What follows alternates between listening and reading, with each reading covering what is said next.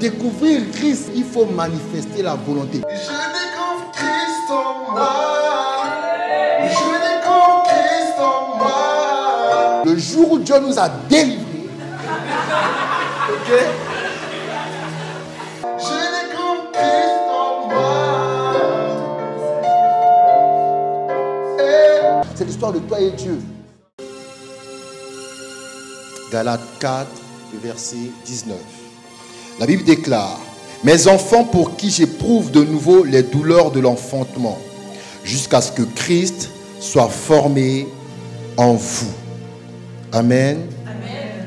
Mes enfants, pour qui j'éprouve de nouveau les douleurs de l'enfantement, jusqu'à ce que Christ soit formé en vous.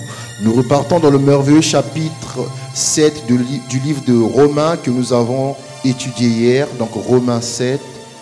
Et pour la deuxième fois, nous allons encore faire la lecture en entièreté. Amen. Ignorez-vous, frères, car je parle à des gens qui connaissent la loi, que la loi exerce son pouvoir sur l'homme aussi longtemps qu'il vit. Ainsi, une femme mariée est liée par la loi à son mari, tant qu'il est vivant. Mais si le mari meurt, elle est dégagée de la loi qui la liait à son mari. Si donc, du vivant de son mari, elle devient la femme d'un autre homme, elle sera appelée adultère. Mais si le mari meurt, elle est affranchie de la loi de sorte qu'elle n'est point adultère en devenant la femme d'un autre. De même, mes frères, vous aussi, vous avez été par le corps de Christ mis à mort en ce qui concerne la loi, pour que vous apparteniez à un autre, à celui qui est ressuscité des morts, afin que nous portions des fruits pour Dieu. Car lorsque nous étions dans la chair, les passions des péchés provoqués par la loi agissaient dans nos membres, de sorte que nous portions des fruits pour la mort. Mais maintenant, nous avons été dégagés de la loi, étant morts à cette loi, sous laquelle nous étions retenus, de sorte que nous servons dans un esprit nouveau et non selon la lettre qui a vieilli. Que dirons-nous donc? La loi est-elle péché? Loin de là. Mais je n'ai connu le péché que par la loi. Car je n'aurais pas connu la convoitise si la loi n'eût dit: tu ne convoiteras point. Et le péché, saisissant l'occasion, produisit en moi par le commandement toutes sortes de convoitises. Car sans loi, le péché est mort. Pour moi, étant autrefois sans loi, je vivais. Mais quand le commandement vint, le péché reprit vie et moi je mourus. Ainsi, le commandement qui conduit à la vie se trouva pour moi conduire à la mort. Car le péché, saisissant l'occasion, me séduisit par le commandement et par lui me fit mourir. La loi donc est sainte et le commandement est saint, juste et bon. Ce qui est bon a-t-il donc été pour moi une cause de mort? Loin de là, mais c'est le péché afin qu'il se manifestât comme péché en me donnant la mort. Par ce qui est bon, et que par le commandement, il devint condamnable au plus haut point. Nous savons en effet que la loi est spirituelle, mais moi je suis charnel, vendu au péché. Car je ne sais pas ce que je fais. Je ne fais point ce que je veux, et je fais ce que je hais. Or, si je fais ce que je ne veux pas, je reconnais par là que la loi est bonne. Et maintenant, ce n'est plus moi qui le fais, mais c'est le péché qui habite en moi. Ce qui est bon, je le sais, n'habite pas en moi, c'est-à-dire dans ma chair. J'ai la volonté, mais non le pouvoir de faire le bien. Car je ne fais pas le bien que je veux, et je fais le mal que je ne veux pas. Et si je fais ce que je ne veux pas, ce n'est plus moi qui le fais, c'est le péché qui habite en moi. Je trouve donc en moi cette loi. Quand je veux faire le bien, le mal est attaché à moi. Car je prends plaisir à la loi de Dieu, selon l'homme intérieur. Mais je vois dans mes membres une autre loi qui lutte contre la loi de mon entendement et qui me rend captif de la loi du péché qui est dans mes membres. Misérable que je suis, qui me délivrera du corps de cette mort. Grâce soit rendue à Dieu par Jésus-Christ notre Seigneur. Ainsi donc, moi-même, je suis par l'entendement esclave de la loi de Dieu et je suis par la chair esclave de la loi du péché. Nous allons lire une dernière portion des Écritures. J'ai été tenté de prendre également le 8e chapitre de Romains en entier, mais je me suis dit, ils vont être fatigués d'être debout. Amen. Donc nous allons lire Romains 8 en deux temps. Donc nous allons commencer par les 18 premiers versets et après nous allons passer du verset 26 à 39. Donc nous partons de Romains 8, 1 à 18. La Bible déclare: il n'y a donc maintenant aucune condamnation pour ceux qui sont en Jésus-Christ. En effet, la loi de l'esprit de vie en Jésus-Christ m'a affranchi de la loi du péché et de la mort. Car chose impossible à la loi parce que la chair la rendait sans force, Dieu a condamné le péché dans la chair en envoyant à cause du péché son propre Fils dans une chair semblable à celle du péché. Et cela afin que la justice de la loi fût accomplie en nous qui marchons non selon la chair, mais selon l'esprit. Ceux en effet qui vivent selon la chair s'affectionnent aux choses de la chair, tandis que ceux qui vivent selon l'esprit s'affectionnent aux choses de l'esprit. Et l'affection de la chair, c'est la mort, tandis que l'affection de l'esprit, c'est la vie et la paix. Car l'affection de la chair est inimitié contre Dieu, parce qu'elle ne se soumet pas à la loi de Dieu et qu'elle ne le peut même pas. Or, ceux qui vivent selon la chair ne sauraient plaire à Dieu. Pour vous, vous ne vivez pas selon la chair, mais selon l'esprit, si du moins l'esprit de Dieu habite en vous. Si quelqu'un n'a pas l'esprit de Christ, il ne lui appartient pas.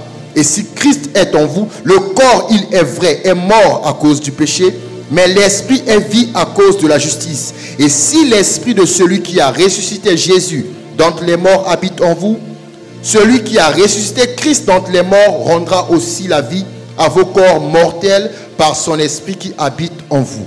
Ainsi donc, frères, nous ne sommes point redevables à la chair pour vivre selon la chair. Si vous vivez selon la chair, vous mourrez. Mais si par l'esprit vous faites mourir les actions du corps, vous vivrez. Car tous ceux qui sont conduits par l'esprit de Dieu sont fils de Dieu. Et vous n'avez point reçu un esprit de servitude pour être encore dans la crainte, mais vous avez reçu un esprit d'adoption par lequel nous crions Abba Père. L'esprit lui-même rend témoignage à notre esprit que nous sommes enfants de Dieu. Or, si nous sommes enfants, nous sommes aussi héritiers, héritiers de Dieu et co-héritiers de Christ, si toutefois nous souffrons avec lui afin d'être glorifiés avec lui. J'estime que les souffrances du temps présent ne sauraient être comparées à la gloire à venir qui sera révélée par nous. Amen. Nous partons maintenant à partir du verset 26, de 26 à 39. De même aussi l'Esprit nous aide dans notre faiblesse, car nous ne savons pas ce qu'il convient de demander dans nos prières. Mais l'Esprit lui-même intercède par des soupirs inexprimables. Et celui qui sonde les cœurs connaît quelle est la pensée de l'Esprit, parce que c'est selon Dieu qu'il intercède en faveur des saints. Nous savons du reste que toute chose concourt au bien de ceux qui aiment Dieu, de ceux qui sont appelés selon son dessein. Car ceux qu'il a connus d'avance, il les a aussi prédestinés à être semblables à l'image de son Fils, afin que son Fils fût le premier-né entre plusieurs frères. Et ceux qu'il a prédestinés, il les a aussi appelés. Et ceux qu'il a appelés, il les a aussi justifiés. Et ceux qu'il a justifiés, il les a aussi glorifiés. Que dirons-nous donc à l'égard de ces choses? Si Dieu est pour nous, qui sera contre nous? Lui qui n'a point épargné son propre Fils, mais qui l'a livré pour nous tous. Comment ne nous donnera-t-il pas aussi toutes ces choses avec lui? Qui accusera les élus de Dieu? C'est Dieu qui justifie. Qui les condamnera? Christ est mort, bien plus, il est ressuscité. Il est à la droite de Dieu et il intercède pour nous. Qui nous séparera de l'amour de Christ? Sera-ce la tribulation ou l'angoisse, ou la persécution, ou la faim, ou la nudité, ou le péril, ou l'épée? Selon qu'il est écrit, c'est à cause de toi qu'on nous met à mort tout le jour, qu'on nous regarde comme des brebis destinées à la boucherie. Mais dans toutes ces choses, nous sommes plus que vainqueurs par celui qui nous a aimés. Car j'ai l'assurance que ni la mort, ni la vie, ni les anges, ni les dominations, ni les choses présentes, ni les choses à venir, ni les puissances, ni la hauteur, ni la profondeur, ni aucune autre créature ne pourra nous séparer de l'amour de Dieu manifesté en Jésus-Christ, notre Seigneur. Vous pouvez vous asseoir dans la sainte présence de Dieu.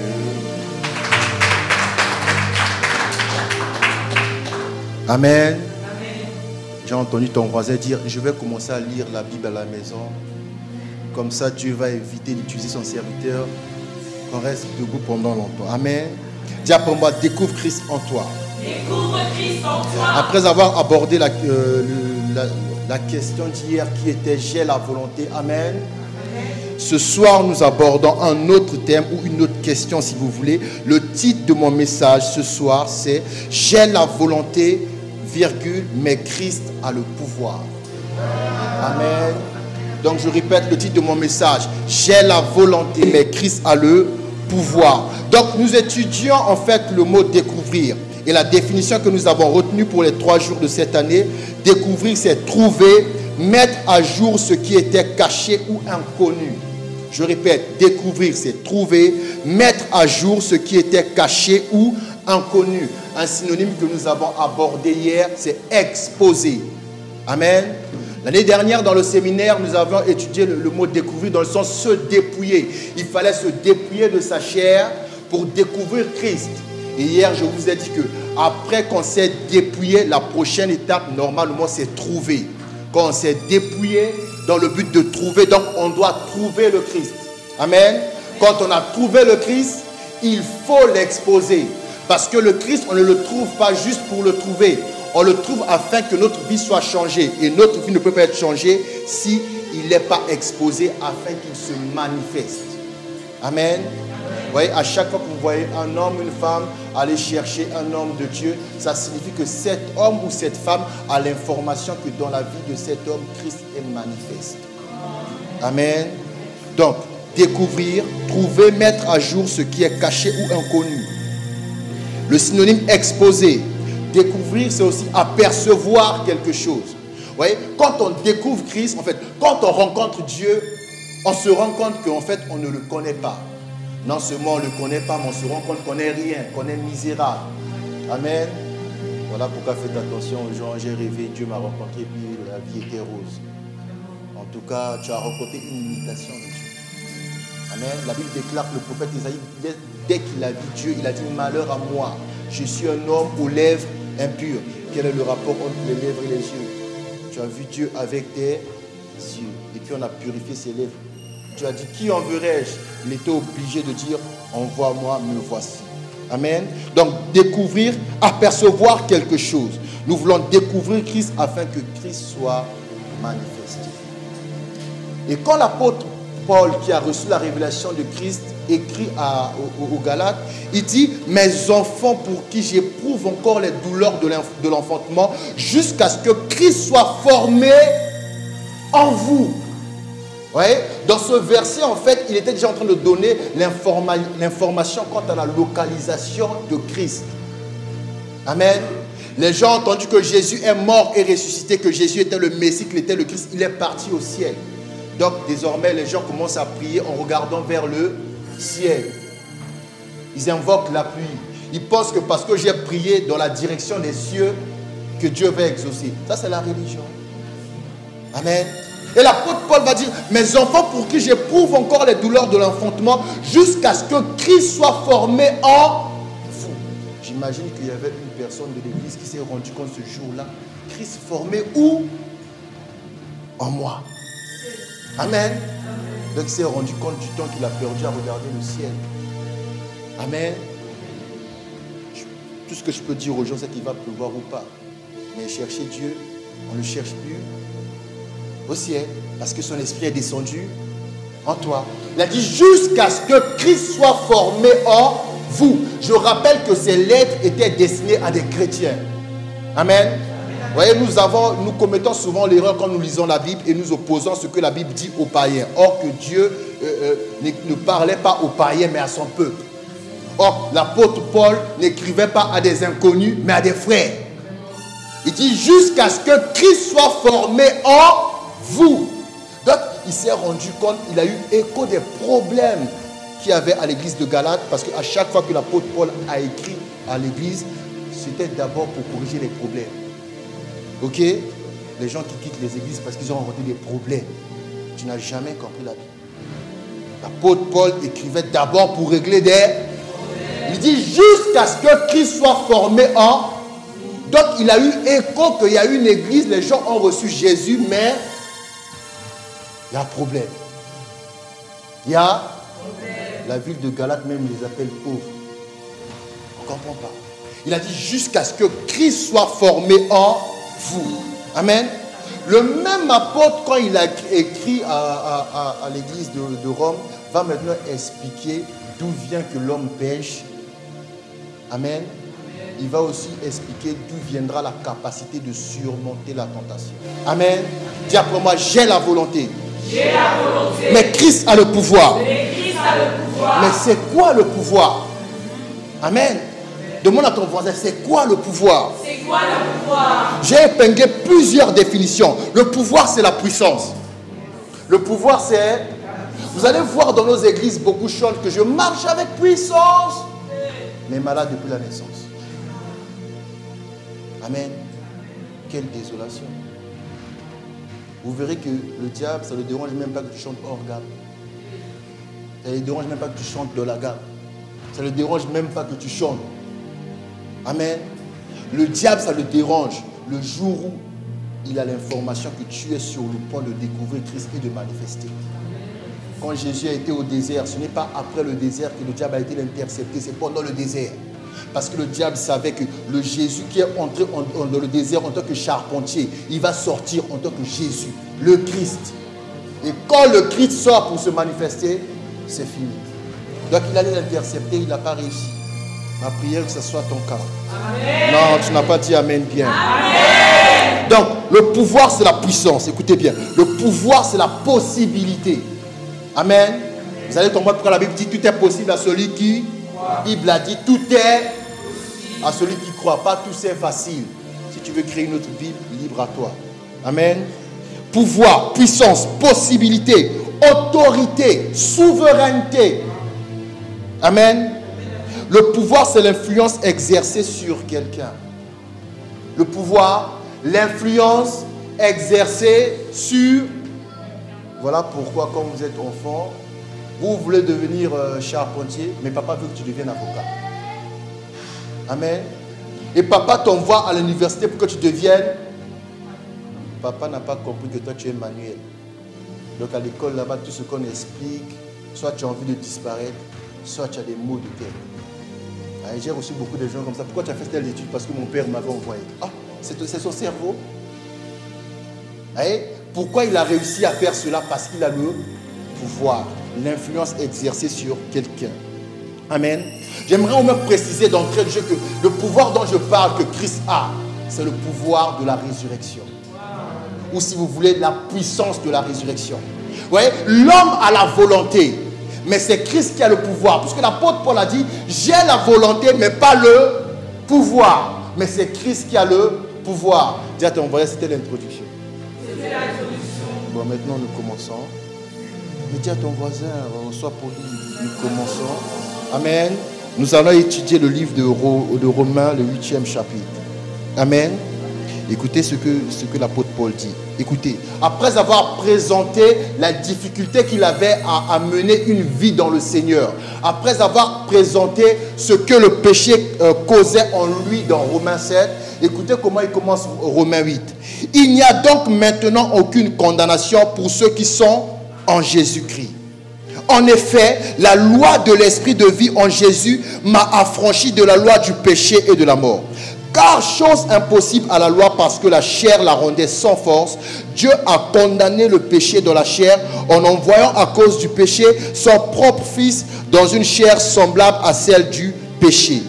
Écoutez, et il dit le but, l'objectif, et cela afin que la justice de la loi fût accomplie en nous qui marchons non selon la chair, mais selon l'esprit. Ceux en effet qui vivent selon la chair s'affectionnent aux choses de la chair, tandis que ceux qui vivent selon l'esprit s'affectionnent aux choses de l'esprit. Et l'affection de la chair, c'est la mort, tandis que l'affection de l'esprit, c'est la vie et la paix. Car l'affection de la chair est inimitié contre Dieu parce qu'elle ne se soumet pas à la loi de Dieu et qu'elle ne le peut même pas. Amen. Il dit, or, il est en train d'exposer des vérités spirituelles. Écoutez bien. Or, ceux qui vivent selon la chair ne sauraient plaire à Dieu. Pour vous, vous ne vivez pas. Nous sommes en Wallonie, parce qu'il paraît que c'est dans la francophonie. Amen. Donc je parle à un auditoire qui comprend français. Vous ne vivez pas selon la chair, mais selon... Il n'a pas dit vous ne vivez plus. Ah, je savais que la pièce allait avoir du mal à tomber ce soir. Vous ne vivez pas. On n'a pas dit vous ne vivez. Ne m'obligez pas à faire un cours de français s'il vous plaît. Amen. La différence entre quand on conjugue un verbe qu'on ne met pas et plus. Vous savez quand même la différence. Vous voulez qu'on fasse un petit cours de français. Parcours oblige. Vous ne vivez pas. Selon là, il n'a pas dit vous ne vivez plus. Parce que s'il avait dit vous ne vivez plus, on dit généralement tu ne vis plus à une personne qui vivait dans ces choses. Donc quand on ne veut plus que la personne vive dans ces choses, on va dire toi tu ne vis plus. Amen. Comme nos parents ne vivent plus en Afrique. Ils sont en Belgique. Amen. Charnellement. Mais l'esprit, c'est resté. Amen. Il y a une légende qui raconte que le premier Congolais qui est venu en Europe, il a été heureux pour la première fois le jour où il l'a vu. Vous comprenez, non? Le jour où il a rencontré ça à Matongi là-bas, il s'est dit, ah, ça c'est le pays où Dieu m'a envoyé. Vous voyez, il est ici, mais vous voyez, la Bible dit, pour vous, vous ne vivez pas selon la chair. Mais quelqu'un va dire, comment la Bible peut dire, nous ne vivons pas selon la chair? Mais c'est normal, puisque tu es né de nouveau. Ça signifie que tu n'as pas une vie ancienne. Si on dit né de... Qui est né de nouveau ici? Qui est né de nouveau ici? Vous voyez, vous êtes né de nouveau, mais vous continuez à dire ce que je faisais au passé. Non. Si tu es né de nouveau, tu es venu au monde. Tu es venu dans le royaume du Fils de Dieu, dans le royaume de son Fils d'amour. Tu es venu au monde. Ok? Ça veut dire que dans ce royaume-là, tu n'existais pas. D'ailleurs, la Bible dit qu'il nous a transportés. Amen. Il dit, vous ne vivez pas. Il n'a pas dit, vous ne vivez plus. Vous voyez que les gens sont nés de nouveau. Amen. Ils confondent témoignage et passé. Or, normalement, un chrétien, quand il évoque sa vie quand il était encore païen, c'est uniquement pour témoigner de la grandeur de Dieu. Ce n'est plus de se souvenir de ce qu'il faisait et se demander s'il doit encore faire. Puisque tu es né de nouveau, tu as commencé une nouvelle histoire. Vous voyez, quand on demande à un chrétien, tu as un passé, il dit oui, il commence à raconter son passé. Faux. Normalement, le chrétien, c'est une personne, c'est une race de nouvelles personnes. Quand on dit, as-tu un passé? Il dit oui. Quand on dit, c'est quoi ton passé? Il doit raconter l'œuvre de la croix. Parce qu'avant l'œuvre de la croix, il n'y avait pas de chrétien. Amen. On dit, tu as passé, oui, à 9 ans, je volais le quaker de maman. Tu es né de nouveau, tu es passé seulement à l'église. Parce que celui qui est né de nouveau, son passé, c'est la croix. Amen. Pour vous, vous ne vivez pas selon la chair, mais selon l'esprit. Si du moins l'esprit de Dieu habite en vous. Si quelqu'un n'a pas l'esprit de Christ, il ne lui appartient pas. Amen. Si quelqu'un n'a pas l'esprit de Christ, il a uniquement la volonté. Mais il n'aura pas le pouvoir de manifester la vie de Dieu. Amen. Parce que le pouvoir que Christ accorde, c'est un pouvoir souverain. Et pour manifester la vie de Dieu, la volonté de l'homme ne suffit pas. Amen. Il faut que Christ puisse te léguer son pouvoir. Quand vous faites vos prières, vous dites nous a légué l'autorité de marcher sur les scorpions, sur toute la puissance de l'ennemi. Amen. Dès qu'un frère est oppressé par un esprit, on commence à prier pour lui, tu commences à souhaiter que le culte s'arrête. Où est ton pouvoir? Où est ton autorité? Tu es dans la théorie. Amen. Mais le but de ce séminaire est que tu sortes de la théorie. Que tu puisses embrasser ce pouvoir et le manifester. Amen. La Bible dit, si quelqu'un n'a pas l'esprit de Christ, il ne lui appartient pas. Et si Christ est en vous, le corps, il est vrai, est mort à cause du péché, mais l'esprit est vie à cause de la justice. Et si l'esprit de celui qui a ressuscité Jésus d'entre les morts habite en vous, celui qui a ressuscité Christ d'entre les morts rendra aussi la vie à vos corps mortels par son esprit qui habite en vous. Dis après moi, j'ai la volonté. J'ai la volonté. Mais Christ a le pouvoir. Mais Christ a le pouvoir. Oui. Et ce pouvoir, je vous ai dit, il y a beaucoup de prédicateurs, la Bible même l'appelle la puissance de la résurrection. Voilà pourquoi l'apôtre Paul a dit. Mais si l'esprit qui a ressuscité Jésus d'entre les morts habite en vous, cet esprit rendra aussi la vie à vos corps mortels. Amen. Donc ce soir, il est question de comprendre que Christ a le pouvoir, ok? Et ce pouvoir s'offre à toi. Mais après, avant ça, il faut d'abord comprendre d'où vient le pouvoir. Amen. Demande à ton voisin, d'où vient le pouvoir. L'apôtre Paul va nous faire du bien. Il a encore dit quelque chose d'essentiel que nous allons voir. 1 Corinthiens 11, le seul verset 3. Je veux cependant que vous sachiez que Christ est le chef de tout homme. Ok? Que l'homme est le chef de la femme et que Dieu est le chef de Christ. Amen. Quelqu'un a compris? Non, je vais répéter. Parce que quand ça finit, l'homme chef de la femme, là, les femmes n'ont pas bien dit Amen. Hein? Vous n'avez pas bien dit Amen. Voilà pourquoi je dois répéter. Il faut bien dire Amen. Je veux cependant que vous sachiez que Christ est le chef de tout homme, que l'homme est le chef de la femme et que Dieu est le chef de Christ. Amen. Amen. Christ est le chef de tout homme. Christ est le chef de tout homme. Et je vous ai dit hier, et je vais reposer ma question ce soir pour voir si les gens sont encore connectés à la parole qui a été relâchée. Amen. En réalité, dans l'homme, c'est l'esprit. Le souffle du Tout-Puissant qui donne de l'intelligence. Il y a combien d'esprit? Non, il faut dire bien. Il faut me les citer. Il faut me les citer. Vous voyez, cependant, vous devez savoir que Christ est le chef de tout homme.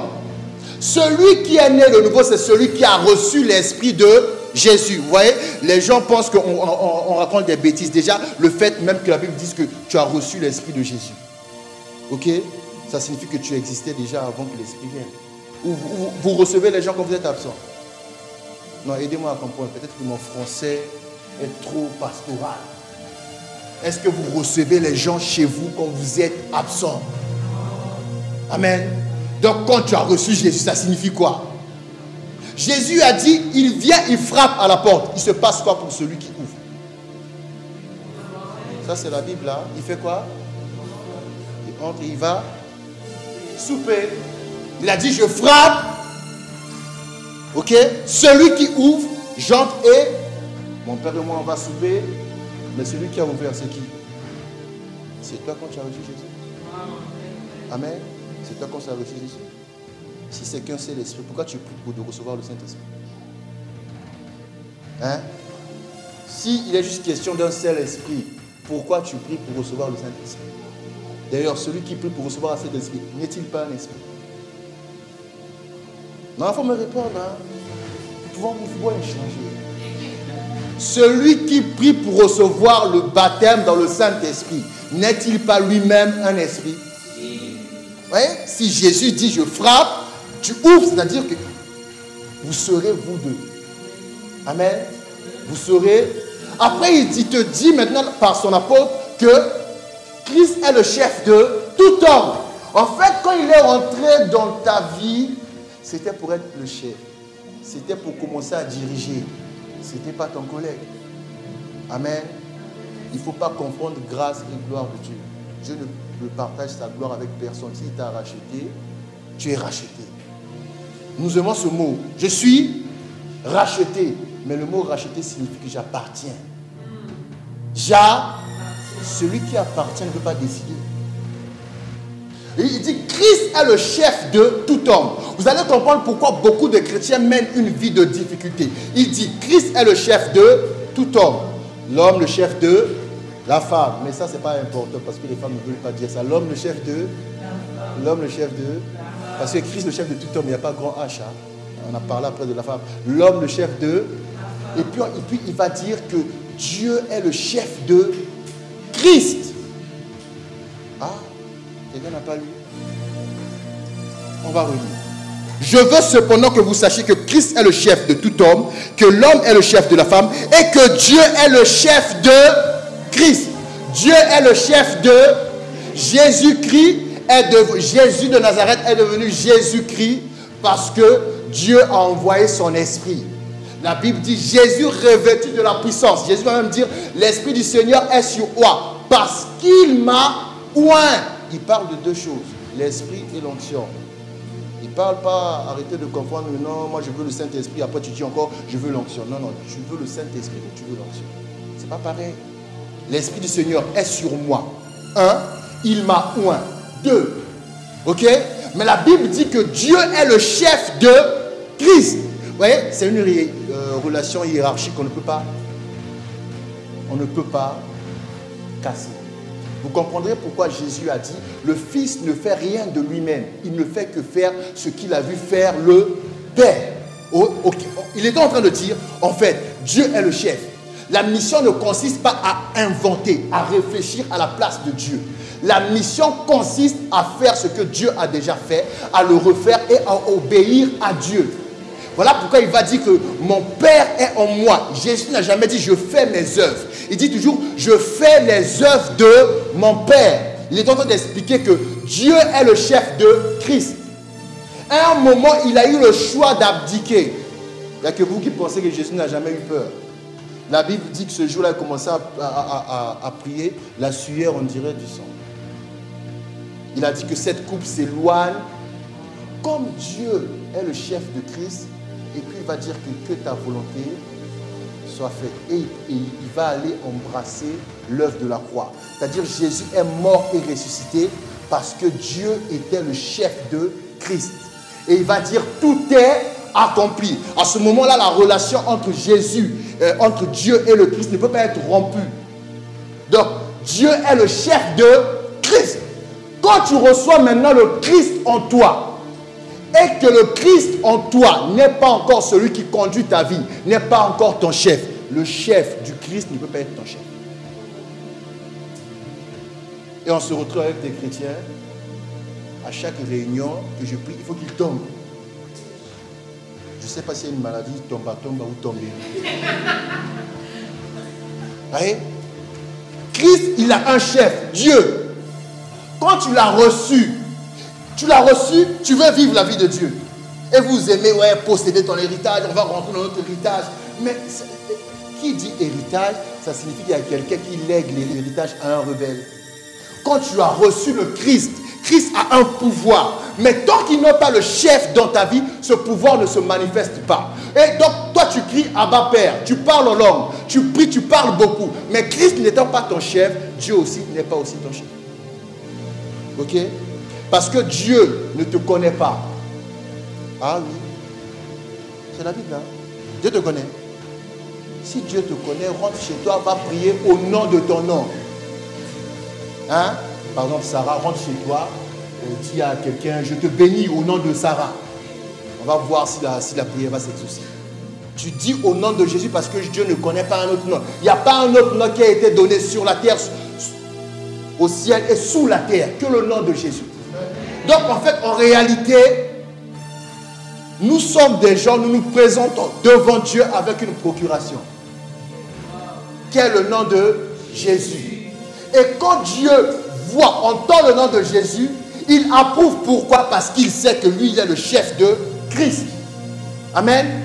Mais quand tu as prié au nom de Jésus, écoutez-moi, voilà pourquoi il y a des gens qui prient, il n'y a pas d'exaucement. Quand tu as prié au nom de Jésus et que le Père qui est dans le ciel ne voit pas cette relation de soumission entre toi et le Christ, ta prière ne peut pas passer au ciel. Ta prière ne peut pas passer au ciel. Parce qu'en réalité, maintenant que son fils est là-bas avec lui, son fils est la tête du corps. Amen. Et la bénédiction commence toujours par la tête et descend sur le corps. Donc sur la terre des hommes, Dieu bénit l'église parce que l'église est le corps du Christ. Amen. Donc en fait, quand tu pries, il se passe le phénomène que Isaac a expliqué. La voix est la voix de Jacob, le corps est le corps d'Ésaü. Et il a béni pourquoi? Parce que la Bible précise que Ésaü était son enfant préféré. Voilà pourquoi Dieu nous bénit. Il entend la voix du pasteur Simon, mais il voit le corps de son fils bien-aimé. Donc il bénit le corps. Et le pouvoir que Christ avait, quand ça se manifeste dans ma vie, je suis devenu un homme différent. Voyez? Christ est le chef de tout homme. Demande à ton voisin, où as-tu laissé le roi? Où as-tu laissé le roi? Demande-lui qui conduit ta vie. Qui conduit ta vie? Qui dirige tes pas. Qui dirige tes pas? Et tu es capable de pécher et de retrouver le verset qui excuse ton péché. Je suis étonné. Je suis étonné. Vous voyez quelqu'un qui arrive en retard et qui... Non, tu t'excuses. Christ est le chef de tout homme. Christ est le chef de... L'homme est le chef de... Oh, mais il faut dire ça fort. Il y a quoi? L'homme est le chef de... La femme. Je vais vous aider. C'est ce verset qui est à l'origine de plusieurs mariages qui ne finissent pas bien. Écoutez. Christ chef de l'homme. L'homme chef de... Mais Dieu chef de... Amen. C'est-à-dire, l'homme qui est chef de la femme ne peut être obéi si seulement la femme qui a été créée par Dieu voit en l'homme Christ, qui est chef, qui lui-même est sous Dieu, qui lui-même représente Dieu. Parce qu'on a dit que le Fils est son image, l'empreinte de sa personne. Quand l'empreinte de la personne de Dieu est dans l'homme, la femme qui a été créée par Dieu reconnaît la voix de son Créateur. Quand on vous dit ne poussez pas les païens, oh le pasteur est contre mon succès, quel succès? Tu veux rentrer dans la famille du diable, tu appelles ça succès? Ben oui, si tu épouses un païen, c'est qui le père du païen? Bon, il devient ton beau-père, non? Ben oui. Non, mais vous ne voulez pas réfléchir. Il devient ton beau-père. Et toi, tu dis que je suis contre ton succès, tu appelles ça succès? Et tu veux que le pasteur lit. Pasteur, ferme les portes. Comment tu veux que je ferme les portes d'un beau-père, d'un grand-père légitime qui a le droit d'aller visiter ses petits-fils? Et puis vous voulez que je ferme la porte. Toi, tu as dit à la commune jusqu'à ce que la mort vous sépare. La mort appartient à Dieu. Hein? Jusqu'à ce que la mort vous... Bon, après tu veux que notre pasteur bloque, lit. Je ne peux pas le lier. Je ne peux pas. Regardez. Christ est le chef de tout homme. L'homme est le chef de la femme. Et Dieu est le chef de Christ. C'est-à-dire, les hommes ont reconnu en Jésus le Christ quand il a fait les œuvres de Dieu. Il a dit, si le royaume des cieux, si ce que je le fais par l'Esprit de Dieu, c'est-à-dire le royaume des cieux est venu à vous.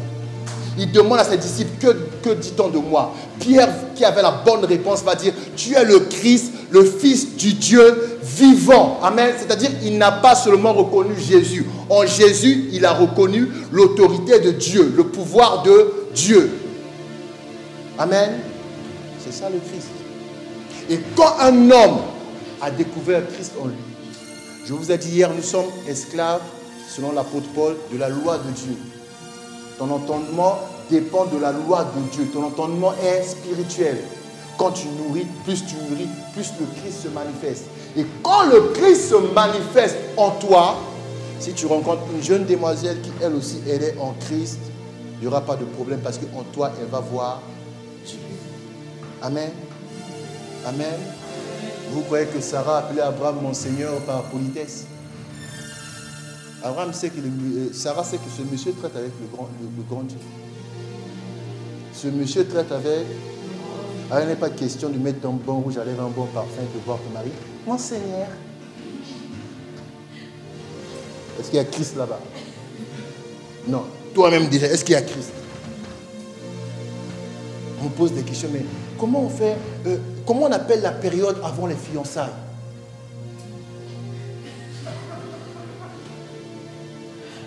Comment on appelle la période avant les... Donc, on est en train de dire au pasteur, est-ce qu'on a le droit d'avoir des petits? Vous voyez, non? Comment on appelle la période avant? Et moi, je repose la question, qui vous a dit qu'il y a une période avant les fiançailles? Hein? S'il y a une période avant les fiançailles maintenant, sert à quoi? Sert à quoi? Voilà pourquoi le jour du mariage, tu danses jusqu'à 6 h du matin.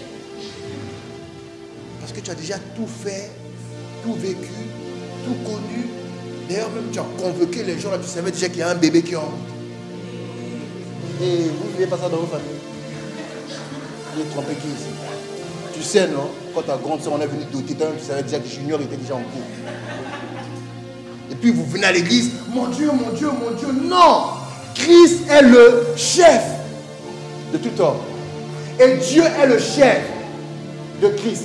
En fait, quand tu reçois Christ, Tant que tu n'es pas soumis à la vie de Dieu, tant que tu ne cherches pas la vie de Dieu, le Saint-Esprit ne peut pas conduire ta vie. Tant qu'il ne conduit pas ta vie, il y a un problème. Toi, tu t'appelles chrétien. Ok, il n'y a pas de mal. Mais le diable ne craint pas les chrétiens.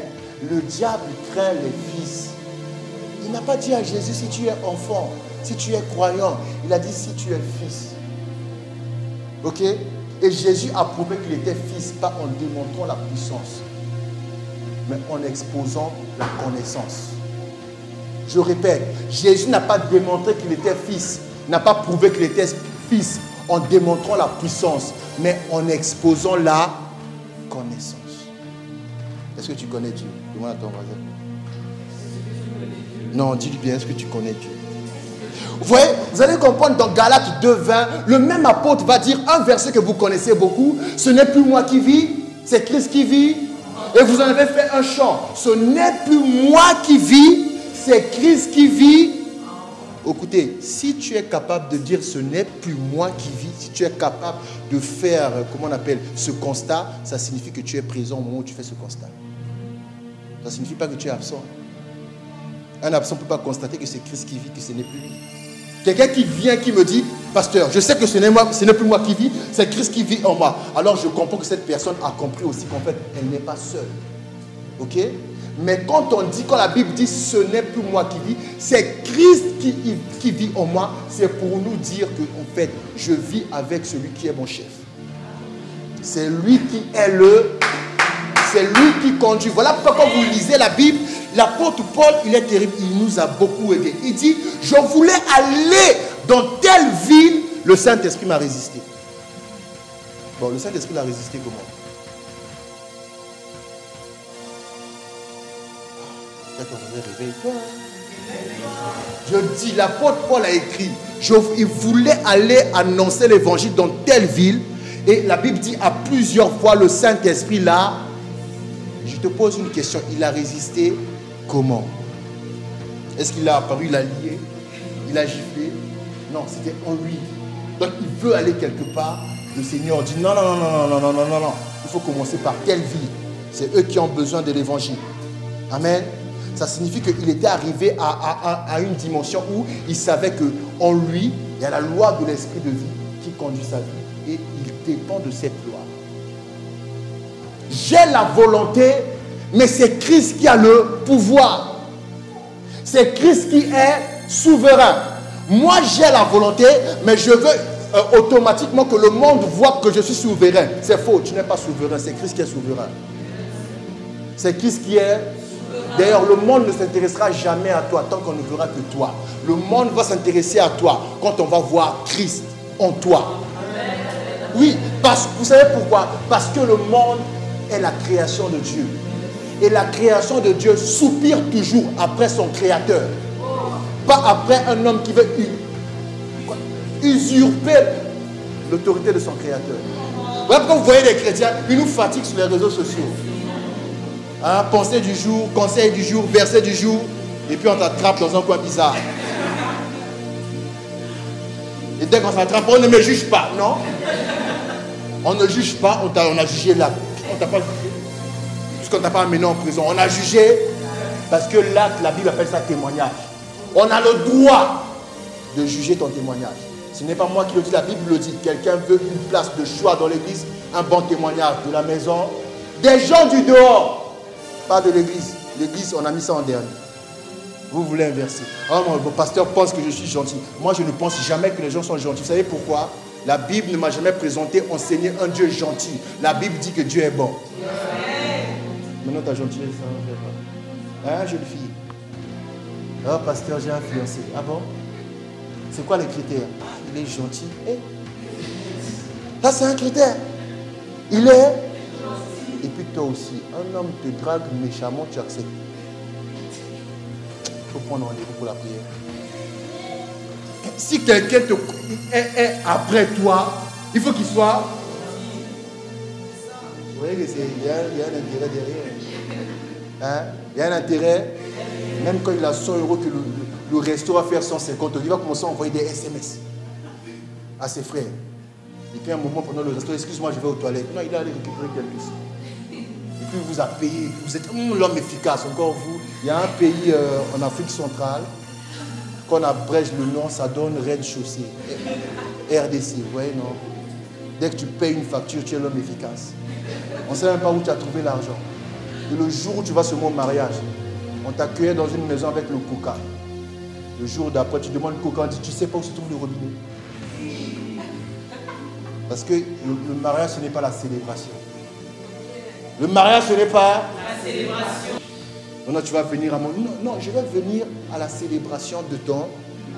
Ma soeur, le mariage commence le lendemain. Quand tu vas découvrir. Amen. Quand tu vas il se lave une fois tous les 3 jours. Et ça correspond au jour où vous aviez rendez-vous. Donc avant le rendez-vous, ça te dit, hé l'homme. À la maison, tu vas découvrir l'homme brut. Ok? Dieu est le chef de Christ.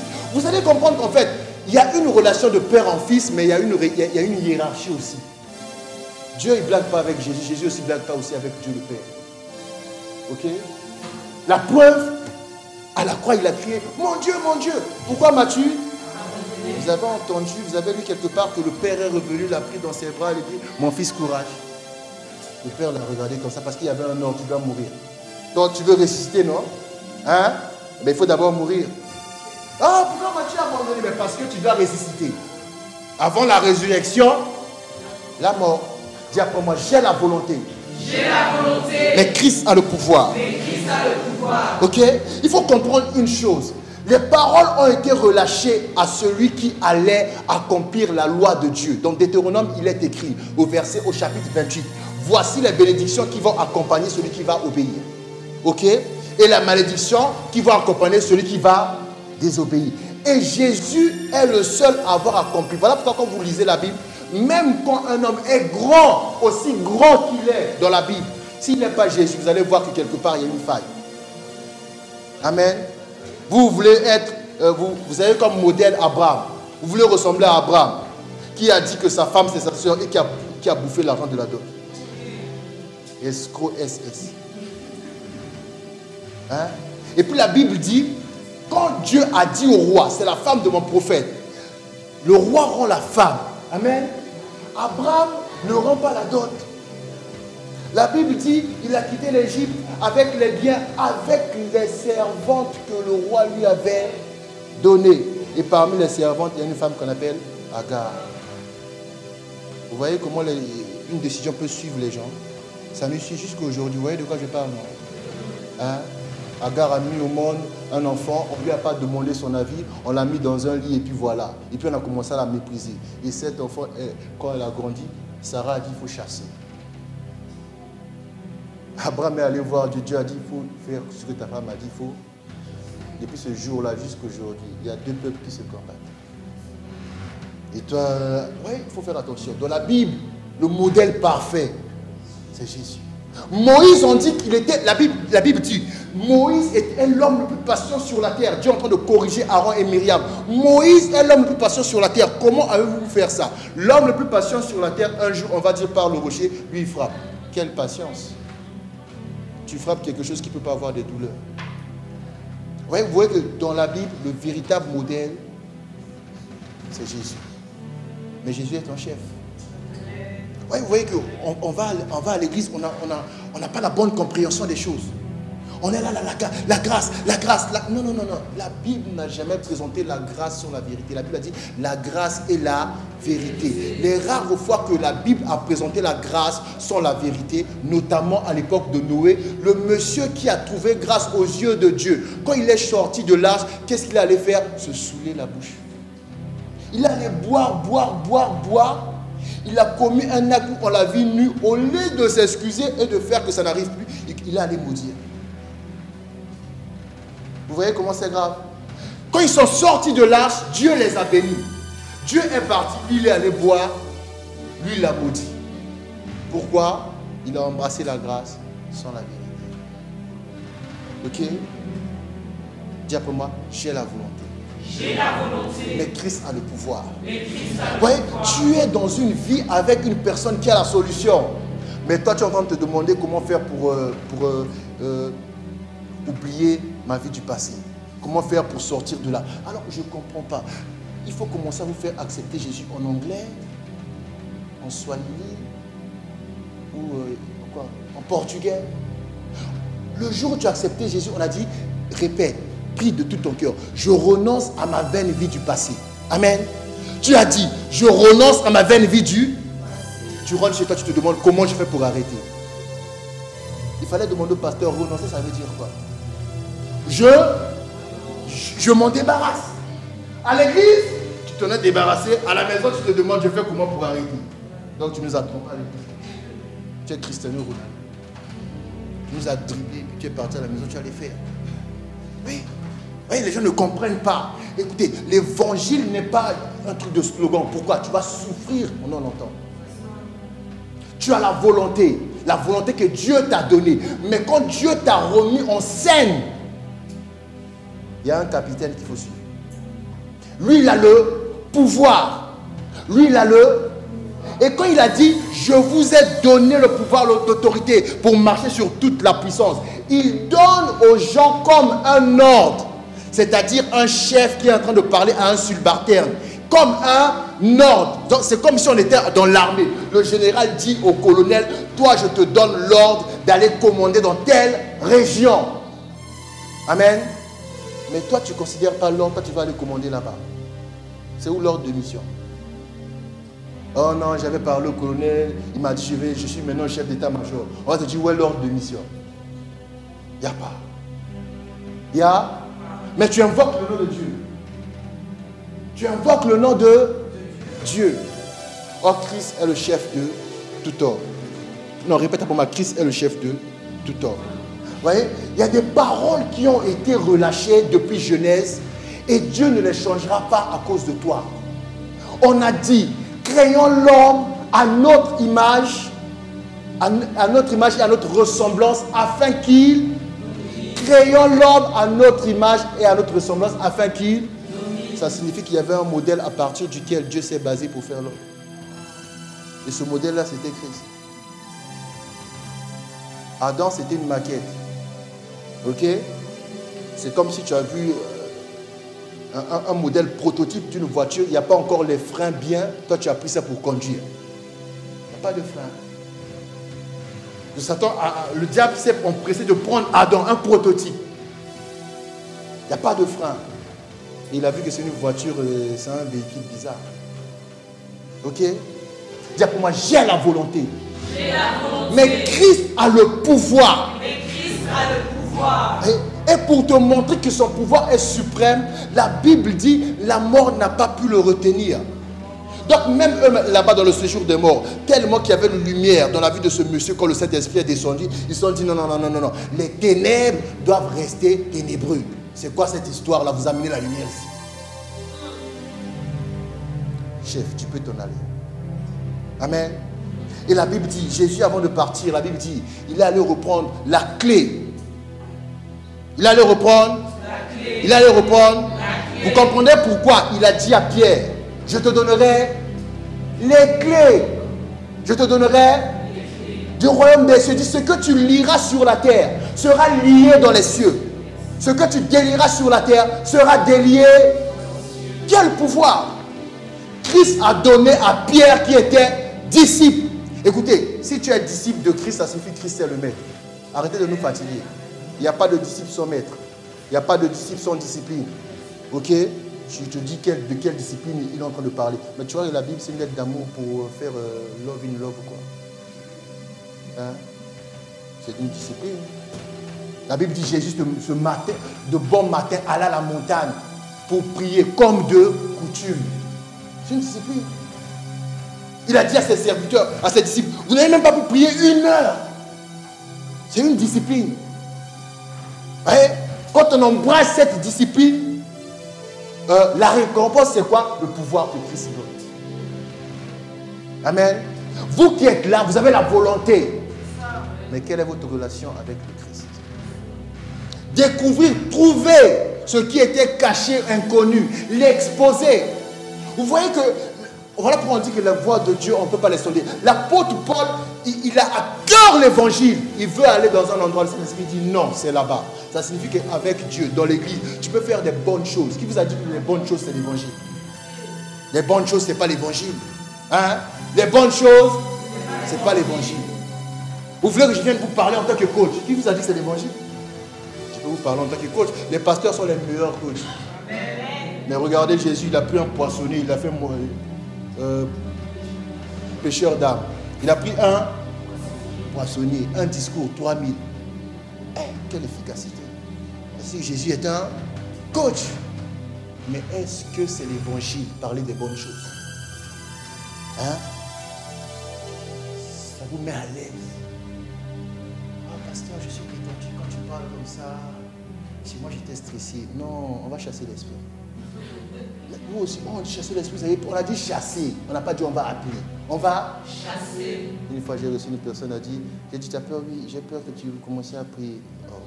Donc, toi, tu sais que quand on prie ici, c'est le pouvoir dont je parle. Le pouvoir de mener une vie glorieuse. Amen. Il y a une parole qui a été relâchée et Dieu ne relâchera pas une autre parole. La parole a été créant l'homme à notre image, à notre ressemblance, afin qu'il domine. Le diable a perdu son temps, même s'il a pris Adam. Cette parole devait s'accomplir. Voilà pourquoi le Christ est venu sur la terre. Parce que l'homme a été créé pour dominer. Que tu prennes, que tu le distrais, que tu le fasses passer par un autre chemin, qu'il perde le nord, il n'y a pas de problème. Le Saint-Esprit est le meilleur GPS. Il va retrouver son chemin. Parce que Dieu a dit afin qu'il domine. Afin qu'il domine. Vous croyez que Jésus a marché sur les eaux pour montrer qu'il était capable de faire ça? Il a dit, je vous ai donné le pouvoir de marcher. Amen. Parce que lui-même avait déjà marché. Bon, comme nous sommes dans un séminaire biblique, la Bible dit que quand Abraham a payé la dîme, Lévi aussi, qui était en lui, mais qui n'existait pas encore, a fait quoi? A payé là. Quand Jésus a marché sur les eaux, tu as fait quoi? Tu as fait quoi? Maintenant, tu es né de nouveau. Au lieu d'aller consulter la personne qui va te rappeler maintenant comment tu dois manifester cela. Amen. Toi, tu t'es contenté de chanter. Je marche avec puissance. Je marche avec. Vous remarquez, vous comprenez que la vie chrétienne, ce n'est pas quelque chose qu'on invente. Les chrétiens sont censés mener sur la terre une vie qui est déjà programmée en eux. Jésus pouvait dire, je fais ce que je vois le Père. Voilà pourquoi je vous demande souvent, vos Bibles, c'est en anglais ou quoi? Le Fils ne fait rien par, il ne fait que faire ce qu'il. C'est-à-dire avant d'agir, si Jésus a vu dans le spirituel, Jésus a agi. Exactement pareil. Le jour où tu as parlé en langue, tu as cru que c'est arrivé. Ah bon? Ça c'est le béaba, ça. Ça c'est le. Voyez, le pouvoir qui est en toi, ce n'est pas toi. Toi, tu as la volonté. Le pouvoir qui est en toi, c'est Christ. Voilà pourquoi l'apôtre va dire qu'il n'y a plus de condamnation pour ceux qui sont en Christ. Il n'y a plus de condamnation. Le pouvoir qui est en toi, c'est Christ. Tu es obligé d'aller le découvrir. Tu es obligé d'aller chercher Dieu. À chaque fois, je vous ai dit hier que tu es en face d'une adversité. Sache que l'heure a sonné pour ta grandeur. L'heure de ta révélation a sonné. Mais toi, tu es là. C'est trop difficile. Non! L'heure de ta révélation a sonné. Quand il y a un problème et que tu vois qu'il n'y a personne qui cherche la solution, alors que le problème te tourmente, le Christ en toi est en train de te dire la solution est là. Toi, tu es en train de demander qui enverrai-je? Le Christ en toi te dit, c'est toi qui as été envoyé. Et puis vous êtes là à chercher la solution. Les solutions sont en vous, vous êtes là en train de regarder les autres. Moi je pars du principe que tout ce qu'un homme qui a une tête, deux mains, deux jambes a fait, je peux faire. Si tu ne me crois pas, défie-moi. Je peux jouer au piano comme Gloire. Même il ne croit pas. Je peux chanter, j'ai comme Christ à moi. Oui, l'espérance de la gloire. Vous avez anticipé mon message. C'est à là que j'allais venir. Amen.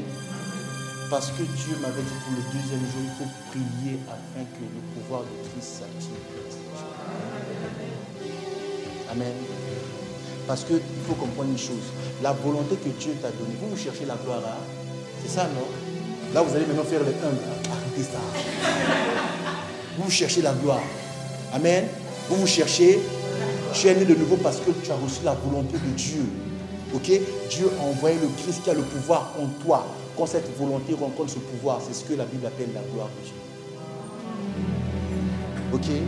Un homme qui décide qu'il va faire et quand il fait, ça s'accomplit parce que ce n'est pas lui qui fait, c'est Christ en lui. Et les choses du monde s'inclinent, pas parce qu'on a vu lui, parce qu'on a vu Christ en lui. Pas uniquement parce qu'on a vu Christ en lui, parce qu'en voyant Christ en toi, on voit Dieu. Parce que quand on a dit créons l'homme à notre image, à notre ressemblance, on parlait de Christ. Voilà pourquoi on dit de Jésus, il est le dernier Adam. Après Jésus, il n'y a plus de Adam. Arrête de nous rappeler ton passé. Accepte le Christ réellement. Arrête. Jésus est le dernier Adam. Ton passé a commencé où? Non, il faut m'aider. Jésus est le dernier.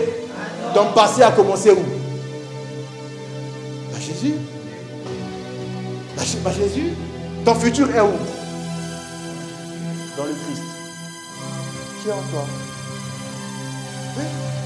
Puisque la Bible dit, Pierre a dit, le Jésus que vous avez crucifié, Dieu a fait de lui Christ et Seigneur. Ce n'est plus la même chose. Hein. Dieu a fait de lui quelqu'un qui peut se multiplier dans chaque être humain qui reçoit la parole. Ton passé, c'est Jésus, ton avenir, c'est Christ. Voilà pourquoi on dit Christ en moi, l'espérance de cette gloire, tu vas entrer dedans le jour où tu comprends que malgré la volonté qu'il m'a donnée, il y a une hiérarchie. Il faut que je lui laisse le pouvoir. Amen. Et lui, son pouvoir, il ne veut pas le garder parce que Christ n'a pas de bouche, c'est ta bouche. Voilà pourquoi il est en toi. Il utilise ta bouche. Donc son pouvoir, il te lègue ce pouvoir. Quand ça rencontre ta volonté, tu es devenu un chrétien fils. Aucune porte ne peut être fermée devant toi. Amen. Voilà pourquoi on dit on a reçu la vie de Dieu, la vie Zoé, qui a la volonté du Père. Ok? Qui a la volonté du Père et le pouvoir du Fils. Le tout mélangé, conduit par l'Esprit.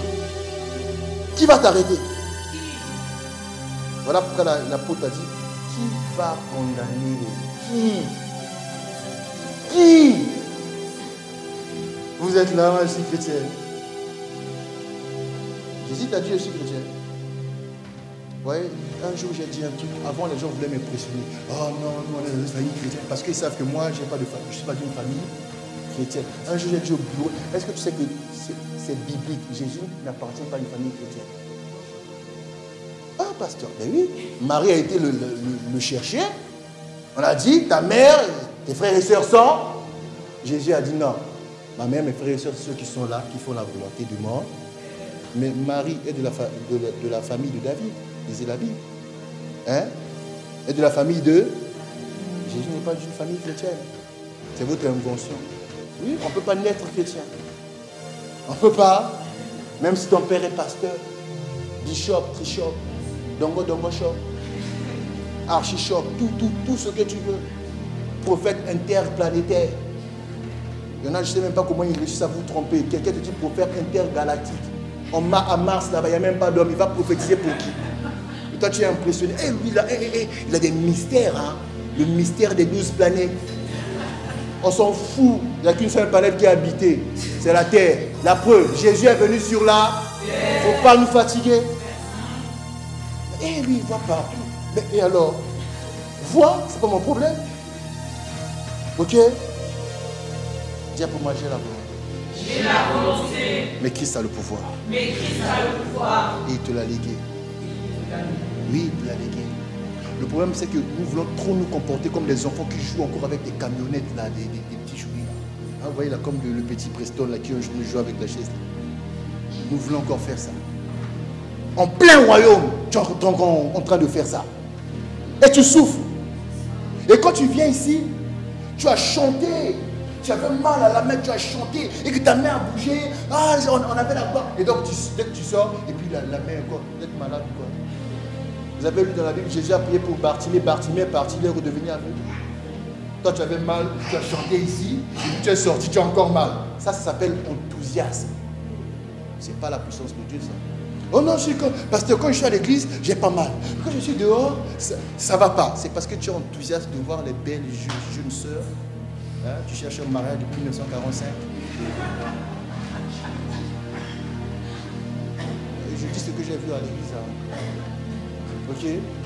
Donc tu as vu une jeune fille, toi-même tu appelles ça chocolat. Moi je ne suis pas chocolat, moi je ne suis pas noir, je suis marron. Ok? Et puis tu danses, et puis tu viens me voir, je ne comprends pas. Les jours de culte, ça va. Et dis, mon frère, arrête de regarder les filles des autres. Quand même, tu es plus vieux que son papa, tu crois que son papa va vraiment accepter. Ok? Ça, ce n'est pas ça. Vous cherchez la puissance, mais tu as la volonté. Tu as la... Je vais dire quelque chose et puis je vais m'arrêter. Est-ce que vous savez que tant que tu ne laisses pas le pouvoir à Christ dans ta vie, c'est un signe que tu n'es pas un homme de foi. C'est un signe que tu n'es pas... Christ, tu l'as vu. Tu l'as vu. Quelqu'un a déjà vu le Christ? Tu l'as vu. Même Jésus, quand nous prêche la croix, tu as vu la croix? Tu as entendu. Tu as vu qu'il s'est manifesté, mais tu ne vois pas de façon concrète. Voilà pourquoi tu préfères faire toi-même, parce que toi-même tu vois ce que tu vas faire. Quand Jésus dit, il faut seulement avoir la foi. Toi, tu imagines tes projets. Or, une vraie personne de foi, le Christ. On a dit à l'apôtre Paul, à qui appartiennent ses vêtements? Il a dit à moi, le prophète a dit ainsi par l'Éternel, celui-là, celui à qui appartiennent ses vêtements, à Rome, voici comment il va être lié. Le prophète s'est lié lui-même. On a commencé à supplier l'apôtre Paul, ne pars pas à Rome. Le monsieur est parti à Rome. Parce qu'il a obéi au Christ. Amen. Il a obéi. Tu as la volonté. Mais Christ a le pouvoir. On fait quoi? On fait? Vous me répondez. J'ai dit, tu as la volonté. Christ a le pouvoir. On fait quoi? Hein? On fait quoi? On fait quoi? On fait quoi? Oh, il faut le laisser, c'est pas grave. Mon amour. Oh, bébé. On fait quoi? On s'unit. On ne se soumet pas. Mais s'il est de chef, tu es déjà soumis. Vous voyez que vous avez une mauvaise compréhension de l'évangile. Tu étais mort, quelqu'un t'a sauvé. Et toi, tu te demandes encore si je dois me soumettre. Mais réfléchis un peu, si tu as sauvé, ça prouve déjà que tu étais soumis. Tu as la volonté, il a le pouvoir, il faut former une seule personne. Et tu vas voir que le caractère chrétien va commencer à être constaté dans ta vie. Je ne suis jamais allé fatiguer les gens avec des versets. Étonnant, tu fatigues les gens, on ne te cherche pas. Je fatigue personne, on me cherche. Parce qu'ils ont vu le caractère. Tu as la volonté, Christ a le pouvoir. On fait quoi? Mais quand on s'unit là, il faut te rappeler que la Bible a dit que c'est toi l'épouse, pas l'époux. Hein? Vous voulez nous fatiguer? On doit vous marier à vos conditions et on doit vivre le mariage à vos conditions. Ça, c'est pas un mariage, ça. La Bible a dit l'homme à notre image, à notre ressemblance. On a dit la femme aide. Vous avez déjà vu quelqu'un demander une tasse de café, ok? Prendre la tasse, mettre sur la sous-tasse et commencer à prendre le café. Hein? Et puis quand on demande une tasse de café, la tasse est toujours soutenue par la sous-tasse. Aide semblable. La tasse fait de porcelaine, la sous-tasse fait de porcelaine. C'est une matière semblable. Mais la mission de la sous-tasse, soutenir la tasse. La tasse n'a pas la capacité de prendre le sucre. On pose le sucre sur la sous-tasse. Aide. Vous voulez inverser.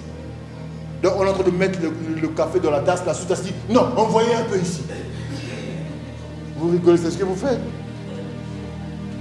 On est en train de conduire ta vie. Jésus veut conduire ta vie. Non, toi tu veux qu'on te bénisse. Dieu dit, bon, Toi, tu ne pardonnes pas. Hein? Si tu le pardonnes, ici, il y a des gens qui ont des...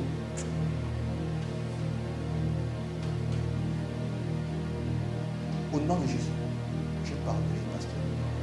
Mais je ne peux pas oublier. Oh! Non, non, non, non. Ce qu'il m'a fait, moi, ce n'est plus moi. Je n'ai plus le pouvoir. Il y a des gens qu'on leur demande de demander pardon, de pardonner. Ils commencent déjà à pleurer.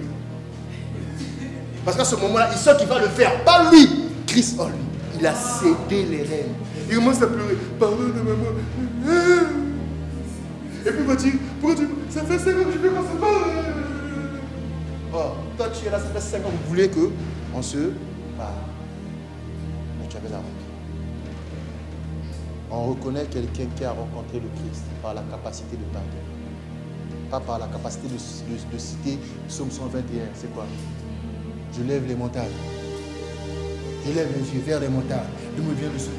Le secours me vient de l'Éternel. Pourquoi tu veux lever les yeux tout le temps? Mais là, arrêtez de nous fatiguer. Je lève les yeux vers les montagnes. L'Éternel est mon berger. Il me conduit vers les verts. Il me conduit vers les verts pâturages. Il m'enlève de la zone des jaloux. Ce sont des jaloux. C'est toi qui te fais des films. Ce n'est pas des jaloux. Tu as quoi? Tu as quoi? Ah, moi j'ai réussi l'école secondaire. Je passais tout le temps. On s'en fout. À l'université, on considère ceux qui ont le diplôme, pas ceux qui ont fait. On s'en fout. Je me suis retrouvé à la fac avec des gens de 45 ans. 55 ans à la bibliothèque. Il m'appelait collègue. Hein. Oui, il m'appelait collègue. Il va me dire, tu sais, moi j'ai 5 enfants. J'ai dit, papa, je peux t'expliquer les maths. On fait quoi? Hein? On traite de collègue à collègue où tu veux faire le papa. Si tu veux faire le papa, explique-moi. Il vient se dire, oh, mon cher, ça va? Oh, mon ami. Donc, quand tu fais la bise au papa avec tu ça s'appelle une blague. Il dit, hé, un papa qui t'appelle mon ami. Un papa. Mais ce n'est pas ça avec Christ. Christ, quand il vient, ce n'est pas parce que tu veux réussir. Mais vous avez déjà vu un chrétien qui a échoué? Ah, Jésus qui a tout gagné, tout vaincu. Il est en toi et puis toi tu échoues. Il y a quelque chose qu'il n'a pas compris. Il n'est pas le chef. Toi tu vas dire il est le chef. Ok, je pose une question. Quelles sont les motivations derrière ta réussite que tu cherches? Hein? Nous faire boire l'eau de Spa. Quelle est la motivation? Hein?